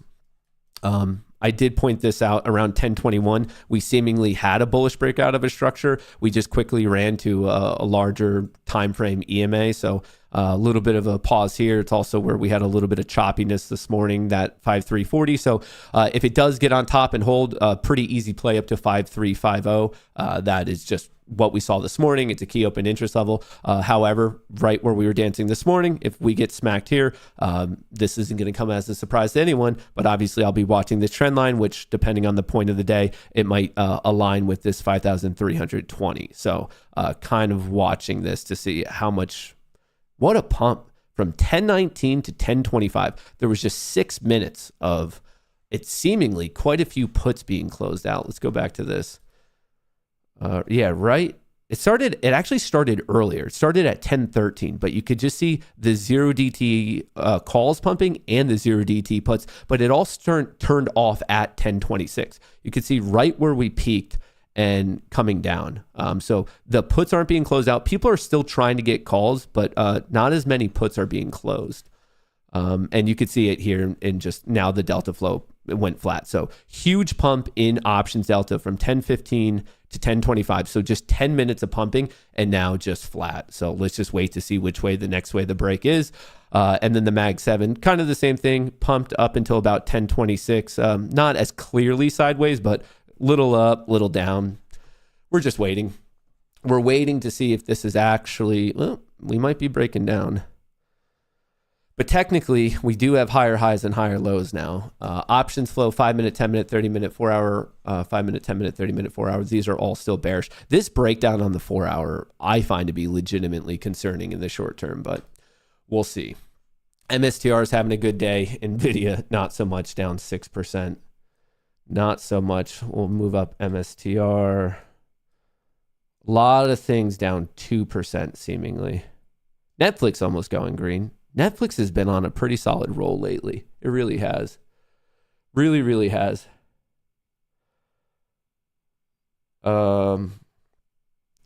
Just patience. Man, MSTR.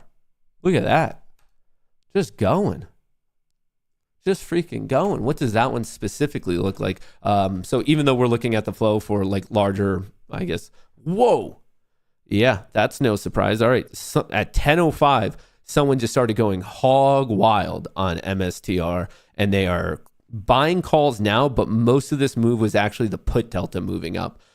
So a lot of people, I guess, positive put delta movement. So the calls are lagging behind, starting more at 10:24, but look at that ramp. This is once again specific to MicroStrategy, and I'm just looking at it because we see price like really ripping right here. Look at that pop. Wow. I guess while we're here, Tesla, not really doing much. Microsoft, not really doing much. Apple, not everything sold off this morning, and now it's just kind of going sideways. Amazon, a little bit more action, but kind of still violently going nowhere. What else do we have? Meta, same thing, sold off, attempting to recover. NVIDIA, sold off, and weak recovery. AMD, not even attempting to recover. ASML, ASM. Why is this not letting me type it in? ASML. There we go. Not really much movement there. Palantir. I know a lot of you guys are watching Palantir. Just sold off this morning.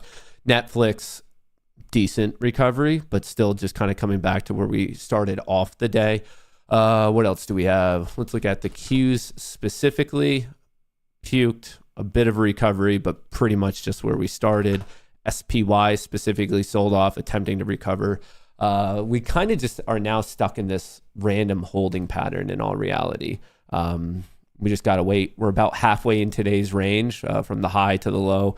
This could just be the start of a recovery, and we are retesting up here. It could just be a classic fib retracement. But if anything, we saw a big delta push across the board that turned off at 1025. And then since then, we're just flat, and it turned off right where we were messing around earlier this morning anyway. So what can be done right now? Whole bunch of nothing. A whole bunch of nothing. Chris Riviera, AMC, dude, no one gives a shit about AMC. It's such an absolute trash stock. The fact that people are still wasting their time and energy, it truly blows my mind. The only current value of AMC is for like the jokes, for the memes. It's a quick way to identify the most novice, dumbest traders in the market and to laugh about it. And then beyond that, there's no utility. It went from a meme stock to just like meme people. Stalled at VWAP, yeah. Yes, it did. 18,639, yeah. VWAP currently serving as a bit of resistance. So you have VWAP, you have this on the minute chart. It's more evident. You could see it here. It's where we were messing around. It's kind of the wick of the we kind of just bounced back to equilibrium. We pushed above it, came back to it. We overshot it, came back to it. Like nothing going on at the moment. Nothing going on at the moment, which I don't think it's necessarily going to hold like that because of Jerome Powell. If you're just joining right now, just a very quick reminder for the rest of you as well. Jerome Powell, the chairman of the Fed, speaking at 1:30 p.m. ET today. So just past lunch, he's speaking. Just past lunch. Are we getting any movement in the options flow right now? It's trying to drift up a bit more. So it was sideways, sideways, sideways, picked up. The Mag 7 also, seemingly like a double bottom bounce, but we're just not getting fought. Like it's running into resistance at VWAP. It's running into like right here. You could just see it's having a tough time. That was somewhat of a decent trade, this breakout. Obviously, I'd say put your stop to break even and see how it goes. But did something just get announced? That was a little bit larger. A little bit more volume hit than we've been seeing. Am I missing any news? What am I missing? World Bank's broad-based liberalization in developing countries can offset risks of reciprocal tariffs. Who is the World Bank president? Who is this guy? Does anyone give a shit? Well, I'm not seeing any big news. This might just be our options turning. We saw a slight turn in the Mag 7, and we're seeing a very minute turn in the SPY. Something.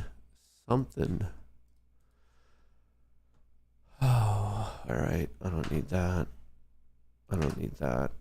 We do have the upside gap fill still to 5386. That is yesterday's low. We're currently trading at 5334, so that's 50 points below, roughly equivalent to about $5 in the SPY. Once again, an upside gap fill. There's another upside gap fill on top of that, 5571. That is low of Wednesday, April the 2nd. That's the day that we got the whole tariff announcement from Trump at the Rose Garden. So those two are in play. There are downside gap fills that are very deep down. We don't need to talk about those now. If anything, the major thing I'm watching is this range, just this large Wednesday, April the 9th. We have not broken that high. We have not broken that low. For the past 3 trading days, I really thought we were going to break out and go for this upside gap fill. But based on the recent announcements and the weakness that we're seeing now in price, and also the weakness that we are currently seeing in the options market, remember, it's still put dominated the whole chain. If you look at the overall market, SPX that is, it's still put dominated. So we're just not seeing that bullish aggression come in, which I don't know, maybe it seems like someone really does know something we don't know, because every single day there are people who are making big trades on the proper underlying, in the proper direction before a big announcement is made. Nvidia is also losing its bounce, and remember, right now a lot of this current movement is because of what's going on in semiconductors. Oh brother.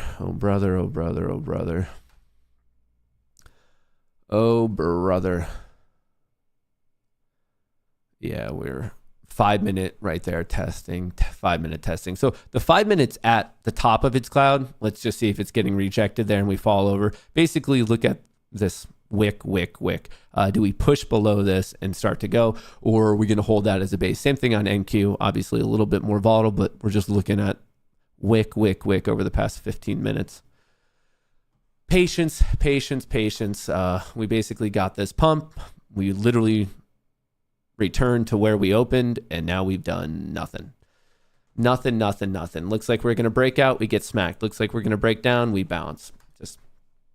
We are in some serious choppy bullshit.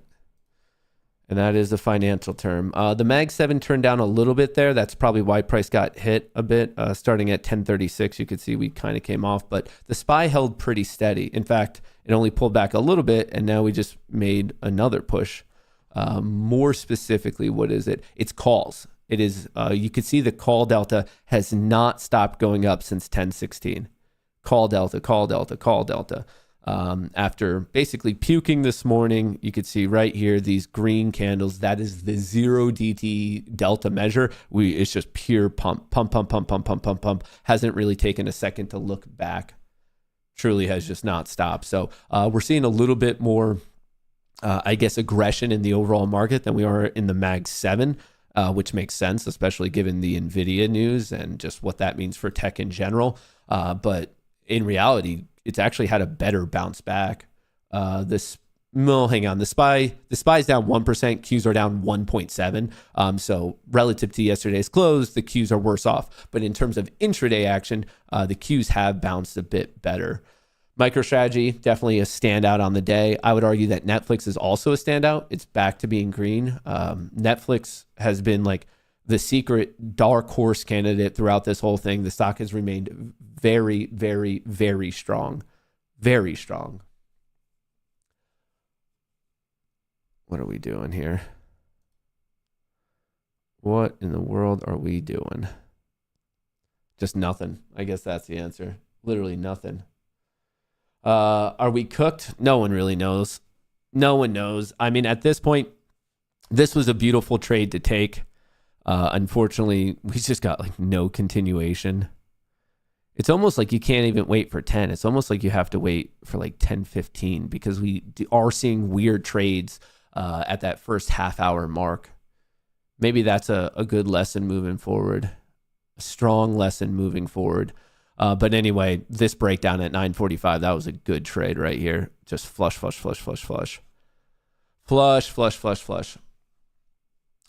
It's trying to get going. It's absurdly lethargic. Oh, we just gotta wait. Patience. Are we seeing any other? Am I missing any breaking news? I'm over here on this other monitor. I have some stuff, but I'm not seeing anything hit the line. I'm not seeing anything hit the line quite yet. What is going on? What is Trump posting? I'd never seen hardly any black people in Scranton at the time I was only going in 4th grade. And I remember seeing the kids going by at the time called colored kids on a bus going by. And okay, that's a pretty wild thing for him to post, but I guess he did. Is there anything else going on? Gates on leaving the Gates Foundation. Gates says her granddaughters have fewer rights now than she did growing up. Well, factually, that is not true. That is very much not true. But okay. President learns how to say MAGA in Spanish, if you say so. Walter Bloomberg here. Let's go to Walter Bloomberg, see what's anything. Bank of Canada holds policy at 2.75, matching estimated. Tesla shares are down 2.5% after report of Trump's tariffs on Chinese parts for the Cybercab. Okay, that's not so good. NVIDIA, we know, is getting clocked. The Bank of Canada says long global trade war can trigger Canada recession. All right, we're all pretty aware of that. All right, let's see what other news we have this morning. Today's selling pressure with over a 2% drop in NASDAQ 100 comes with a mere 3% jump in volatility. This is orderly selling, similar to what we saw heading into April. Definitely orderly selling right now. What is this one? We are witnessing a highly uncommon phenomena in the financial markets. Both bullish and bearish participants find themselves uncomfortable amid prevailing conditions. An over-reliance on tariff-related headlines has created a fragile market environment where both sides are exposed to abrupt, often disproportionate price swings. Even headlines with questionable credibility are driving trillions of dollars in market cap in either direction. Until this sentiment dissipates, volatility will remain. China says it is aware certain goods are facing a 245% U.S. tariff, and they will ignore the quote-unquote numbers game. China repeats it will fight until the end in the tariff war. All right, we're kind of getting a pop. Like I said, I'm watching this trend line to see if this does or doesn't hold. Did we come? No, not quite. I would be kind of looking for a touch of 50 here. Key level. Remember, this is the bear zone. This is the transitional zone. The entire time that we're below this, I'm still looking for a bearish play. I don't think there's, I don't think you're on the smart side, given the current data set, to be looking for bullish plays. It's just the odds are not favorable. All right, Watcher Guru. Let's see what the other news is. Are we missing anything? Senator Josh Hawley to reintroduce a bill to Congress to ban them from trading stocks. China says the U.S. must stop threatening and blackmailing if they want to negotiate a trade deal. Japan agrees to negotiate a new trade deal with the U.S. California's Governor Newsom asks court to block President Trump's illegal tariffs. I don't think that they are illegal. President Trump says U.S. is taking in record number in tariffs, with costs of almost all products going down. Hong Kong suspends postal service for all goods being sent to the U.S. Jesus. South Korea and Vietnam agree to strengthen trade relations in response to U.S. tariffs. Interesting. President Trump considers banning Congress from trading stocks. White House says President Trump is open to negotiating a trade deal with China. All right. None of that is new news. None of that is new news. Not much going on. We had a little bit of a pop, more of a puke. We're recovering. We're still within that range from the first half hour of the day. We have not broken the 30-minute range. So we're kind of in no man's land, and who knows, maybe we have to wait for some random announcement. There's quite a bit of negative gamma. Here, let's go to these levels, which are not loading right now. Hang on. Do I need a... There was an error. Let me give this a quick reload. I have to log back in. Don't look at my password. All right, come on. Trace, hero. All right, Mag 7, a little bit more of a bounce, but overall still not the best looking situation. Clear bounce in the SPY. Is it really? Dude, does someone know something already? We have not seen the 0 DTE call buying stop since 1016. It started at 1016, and look at it. It's so perfect. It's so systematic. It's just up and up and up. What in the world is that? So someone's buying calls. They might be buying to create a position or to get out of a position. It might be buy to open or buy to close. I don't know. But what in the world? It's just so perfectly, it's just perfect. That's some big system is just going. Let's go to this. Let's go to the GEX. Yeah, there's some negative gamma at 5375, 5,300. Positive gamma here at 5,400. I would argue that the bulls have a shot if they can recapture 5,400 and they can hold that. That's just a very important level on the 0 DT, but more importantly on the full expiration. This is a look at the gamma influence on the 0 DT. So negative gamma, specifically, what are they? They are puts. They are long puts. And then right here, we actually have some long calls at 5,300. I wonder if that person bought it right when we dipped down there early this morning. We're starting to turn. I'd be watching this trend line. See, in the event that we do turn, I wouldn't necessarily just arbitrarily be chasing it. I would pay attention, obviously, to options flow, but I would also look for this technical breakdown. Nvidia, not looking the best. Netflix had a good pump. Palantir had a good pump yesterday. MSTR is looking actually really good. I mean, relative to all this other crap going on, this one's looking real good. Oh, that's kind of it. I mean, I'm not seeing any breaking news. I think we're all kind of stuck in a little bit of this purgatory right now. Wait, what was I just seeing this about an algo-driven movement that might relate to? I mean, we're kind of seeing it. What do we have here? Nope.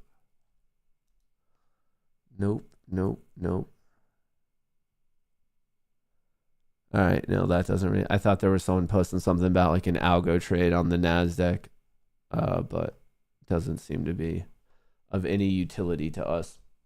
Coming back to momentum, the 5-minute tried to break out, got smacked. The 5-minute tried to break out, got smacked. The 10-minute and the 30-minute are all still bearish. Obviously, that could be changing. Generally, when you get a trend change, obviously it first starts on the smallest time frame, then bigger, then bigger. So I'm watching this. It's attempting to do something, but we're kind of just at equilibrium. We're right at the EMAs, and it's going to be dependent on people who are about to trade to decide if we're breaking out or not. With respect to the options flow, it clearly just started to change. This is the first. Oh, what happened here? Look, someone made a huge trade at 1043. What was that? I mean, you could see this giant spike. Someone aggressively was hitting the tape right here. This is the biggest block of the day. I mean, by quite a bit. Look right where my cursor is. And that was 2 minutes before this big drop in puts. Someone's doing something. This has a fishy vibe, team. This has a very, very fishy vibe, but someone with size traded right here at 1043, the biggest singular block of the day. And then 2 minutes later, the flow stopped and we actually started to flip it. The Mag 7 has just been going flat now. Just been going flat. If we start to fail here, obviously taking out these recent lows at 1030, that's a big deal, but more so I'm watching this trend line, and obviously I'm watching this flow as well. But as I've been saying a gazillion times, as long as we are below this transitional zone, I don't think you have much of a statistical advantage being a bull in this area. We are definitely, from an options perspective, on the bearish side of things. In the transitional zone, I mean, it's more choppy, and if you want to play it, I wish you the best of luck. But for me to be a bull right now, I'd be looking for plays above 5,400, above really 5,425 if I was being disciplined. Other than this, I'm just, any opportunity that I see where I could get in for a low risk bearish trade, I'm going to take it, because we are on the bearish, we're within the bearish portion of the options chain right now. Once again, with respect to a 0 DTE setup. Unfortunately, this range is very, very wide, but that's just reflective of the volatility and the insanity that we are currently in. But things were really, really weak up until about 1020, and now we're getting the old razzle dazzle switch. The old razzle dazzle switch. And I guess that's just where we are at today. Yeah, we had clear lower highs and lower lows. Our first potential higher high and higher low kind of here at 1018. And then from there, a bit of a pump. But remember, big resistance is right here at 5350. So be careful about that. Be mindful about that. And that's kind of it. It's the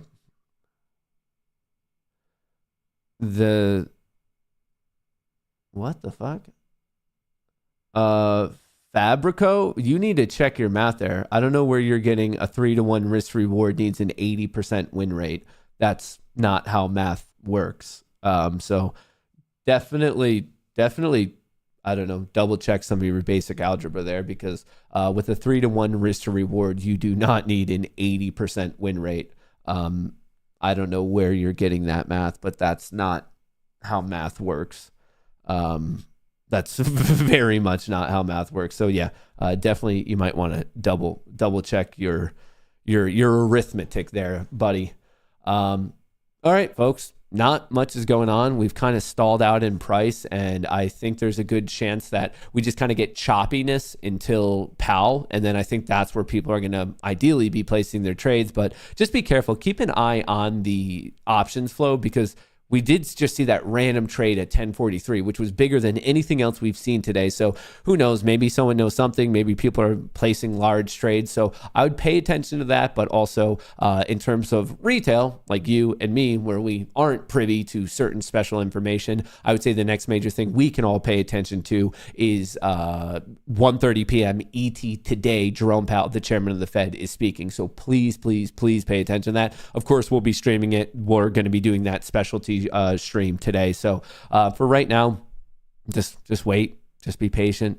There's not really much going on. We had a little bit of a pop. We had more of a sell-off. We're having a decent sized pop that seems to be running out of steam, and effectively we're just in no man's land. So don't do anything crazy. Just wait.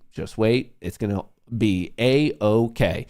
That's what I have for you for right now. I'll catch you guys on the flippity flip. I'll see you guys at 1:30. We'll start streaming right before that. And until then, don't do anything silly. You don't need to be a hero. Just wait for those perfect setups. That's what I have for you now. I appreciate all the good vibes. I'll be catching you guys in a little bit. Have a good one.